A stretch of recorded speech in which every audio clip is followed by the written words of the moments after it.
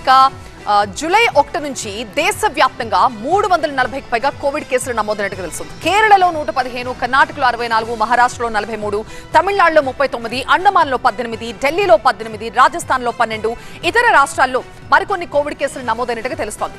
అయితే ఏపీలోని కడపలో మాత్రం కరోనా కేసులు విజృంభిస్తున్నట్టుగా తెలుస్తోంది.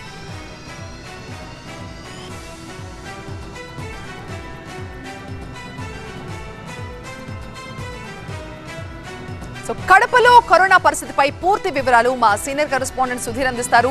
సుధీర్, అత్యధికంగా ఏపీలో కడపలోనే 8 కేసులు నమోదైనట్టు తెలుస్తోంది. ఈ కోవిడ్ బారిన పడ్డ వాళ్ళ సిచ్యువేషన్ ఎలా ఉంది? అక్కడ స్పెషల్ కేర్ ఏమైనా తీసుకుంటున్నారా కడపలో వైద్యాధికారులు?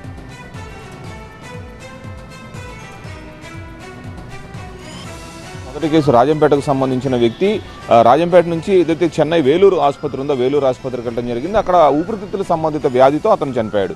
అది మొదటి కేసుగా నమోదైంది. ఆ తర్వాత రిమ్స్కి వెళ్ళిన కొంతమందికి జ్వరం వచ్చిన వాళ్ళకి కొంచెం కరోనా టెస్టులు చేస్తే వాళ్ళకి కరోనా లక్షణాలు ఉన్నట్టు తెలిసింది. అయితే వాళ్ళందరికి సంబంధించి ఈ ల్యాబ్ రిపోర్ట్లను అయితే పూణేకి పంపించారు. ఈ పూణేలో నుంచి ల్యాబ్ రిపోర్ట్లు అయితే రావాల్సి ఉంది.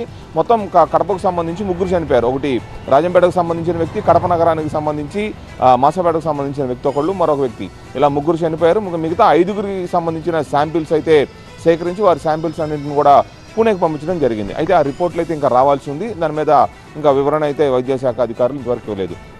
అయితే దానికి సంబంధించి ఏదైతే మొదటి కేసు నమోదై చనిపోయారో అప్పటి నుంచి కూడా కడప రిమ్స్లో ప్రత్యేక వార్డుని అప్రమత్తం చేశామని చెప్పేసి డిఎంహెచ్ఓ ఇన్ఛార్జ్ డిఎంహెచ్ఓ ఉన్న వ్యక్తి చెప్పారు. దానికి సంబంధించి ఇప్పటికే కడప రిమ్స్లో 10 బెడ్స్కి సంబంధించిన కోవిడ్ వార్డు రెడీగా ఉందని చెప్పారు. అంతేకాకుండా ఏదైతే కరోనా కిట్స్ ఉన్నాయో ఆ కరోనా కిట్లన్నింటినీ కూడా రెడీ చేశాము.